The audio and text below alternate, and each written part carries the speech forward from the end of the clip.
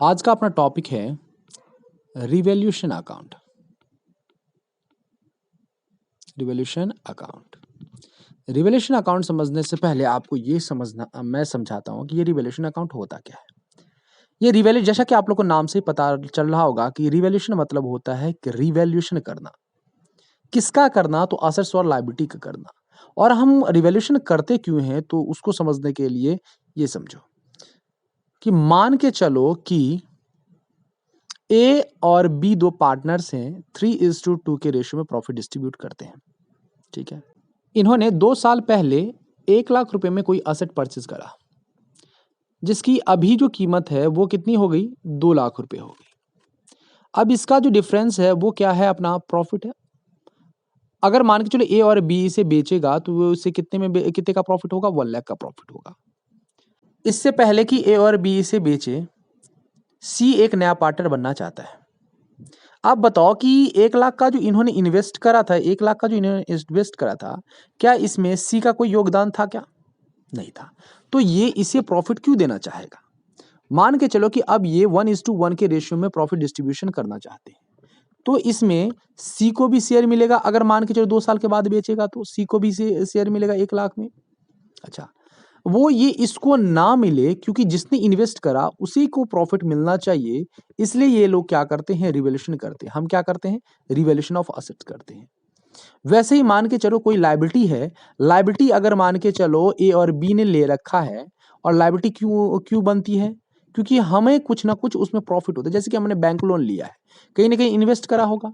अगर हमने इन्वेस्ट करा है तो कहीं ना कहीं हमें प्रॉफिट मिला होगा। अगर मान के चलो 2 साल पहले लोन लिया था, उस पर प्रॉफिट मिला, वो सी को नहीं दोगे तो obvious सी बात है ये लायबिलिटी वो लेगा ही क्यों? तो इसलिए इस झंझट से बचने के लिए क्या करते हैं? रिवैल्यूएशन ऑफ असेट्स और लायबिलिटी करते हैं। ठीक है। रिवैल्यूएशन, ताकि ना ही ये पुराने पार्टनर्स को परेशानी हो, ना ही नए पार्टनर को परेशानी हो। ठीक है। अब रिवैल्यूएशन करने के बाद जो भी प्रॉफिट आता है वो लोग क्या करते हैं? ए और बी आपस में, यानी कि old partners old profit sharing ratio में डिस्ट्रीब्यूट कर लेते हैं, ताकि नया पार्टनर जो आए उसे अपना जितना वो इन्वेस्ट करेगा उसे उतना ही मिल सके। ठीक है। अब हम पढ़ते हैं रिवैल्यूएशन अकाउंट। रिवैल्यूएशन अकाउंट पढ़ने से पहले हम उसके बारे में कुछ एक जनरल एंट्री पढ़ेंगे। जनरल एंट्री कैसा होगा वो ध्यान से देखने जाना कि हम लोग किसी असेट्स की वैल्यू अगर इंक्रीज हो रही है तो हम क्या करते हैं, अगर किसी असेट्स की वैल्यू अगर डिक्रीज होती है तो हम क्या करते हैं, वो हम अब समझेंगे। ठीक है। एक बात बताऊं तो असेट की वैल्यू इंक्रीज होती है किस कारणों से? अगर हम किसी असेट को परचेज करते हैं, अगर हम किसी असेट को परचेज करते हैं तो हम लिखते हैं asset account debit to cash या फिर टू क्रेडिटर के नाम से लिखते हैं। लेकिन अगर हम इस चैप्टर में पढ़ेंगे कि हम खरीद नहीं रहे, परचेज नहीं कर रहे, हम क्या कर रहे हैं, असेट की वैल्यू इंक्रीज हो रही है क्योंकि हमने रिवैल्यू करा। 2 साल पहले जो हमने असेट परचेज करा था उसकी वैल्यू चेंज हुई है, ना कि हमने परचेज करा है। तो यहाँ पे टू कैश के बदले यहाँ पे क्या आएगा? टू कैश हटा के या फिर टू क्रेडिटर, जो भी रीजन होता है उसको हटा के हम लिखते हैं टू टू रिवैल्यूएशन अकाउंट। लिखते क्या लिखते हैं हम? टू रिवैल्यूएशन अकाउंट, ताकि हमें ये पता चले कि असेट हमने डेबिट करा है तो असेट का बैलेंस बढ़ा है। क्यों बढ़ा है? क्योंकि हमने क्या करा है? रिवैल्यूएशन करा है। वैसे अगर हम लायबिलिटी की बात करें तो लायबिलिटी अगर इंक्रीज होती है, क्योंकि लायबिलिटी का बैलेंस कैसा होता है? क्रेडिट होता है।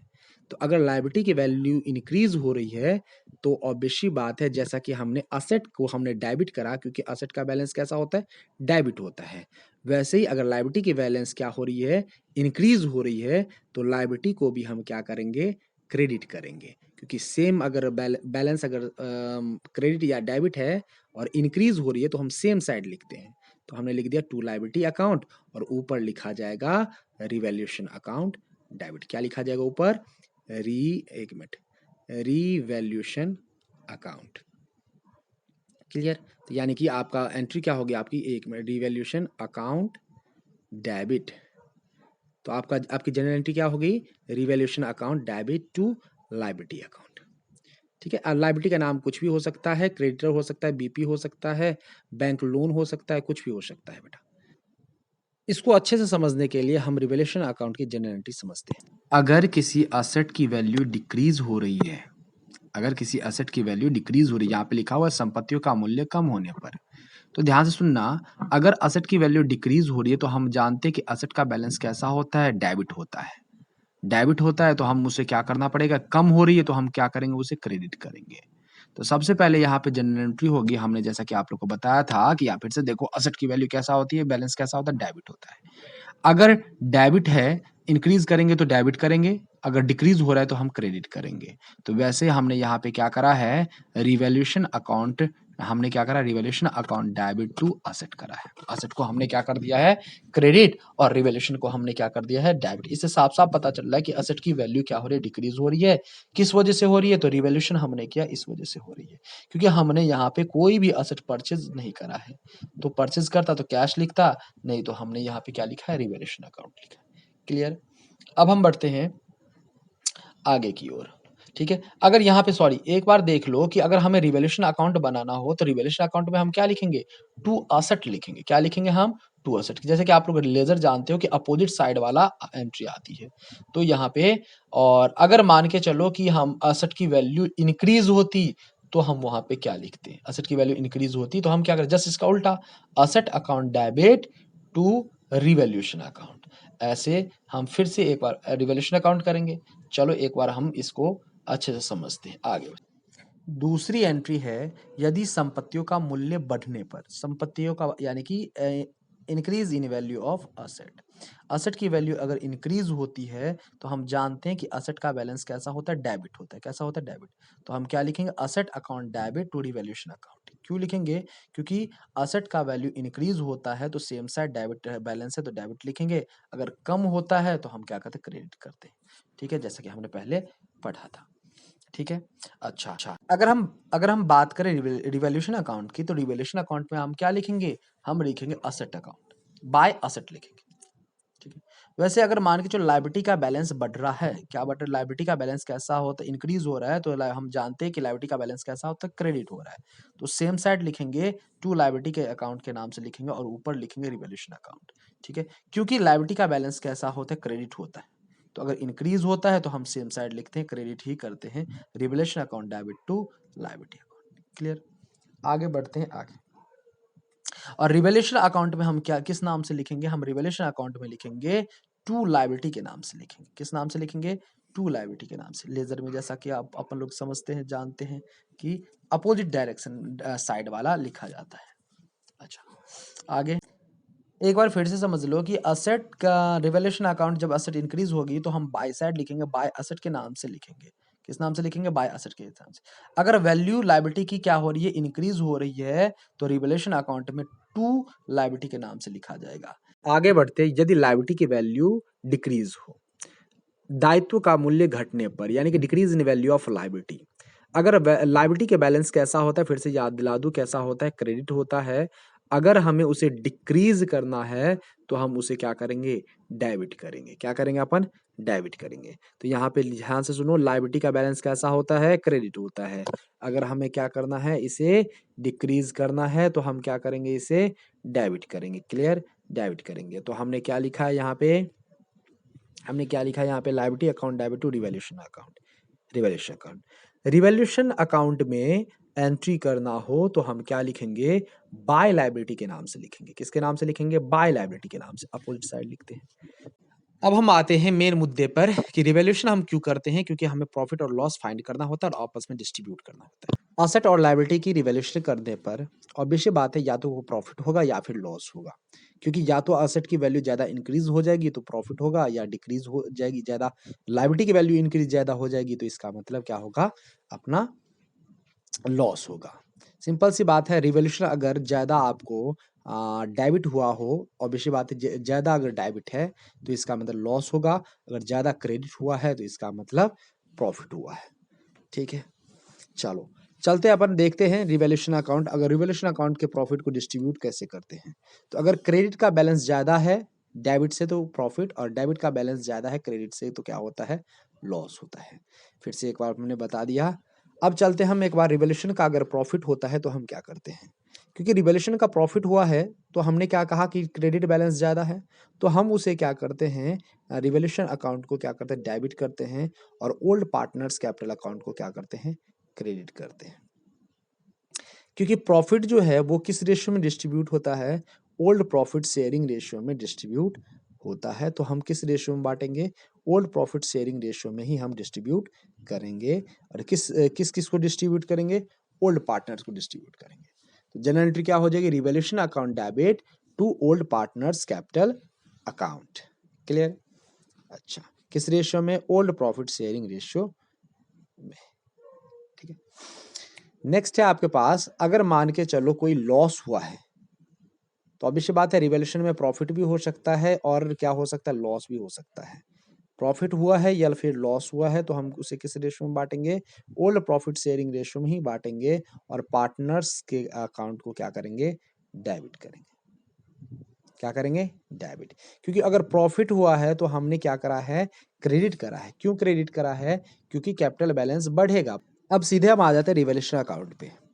रिवैल्यूएशन अकाउंट को सीधे सीधे मैं समझाता हूँ, शॉर्ट ट्रिक में समझाता हूँ, बाद बाकी हमने बहुत आपको समझा दिया है कि आप इधर देखो क्रेडिट साइड देखो, इधर लिखा हुआ है डेबिट साइड, इधर क्रेडिट साइड। मैं आपको बता दूं कि रिवैल्यूएशन अकाउंट जो होता है एक नॉमिनल टाइप का अकाउंट होता है, नॉमिनल अकाउंट होता है।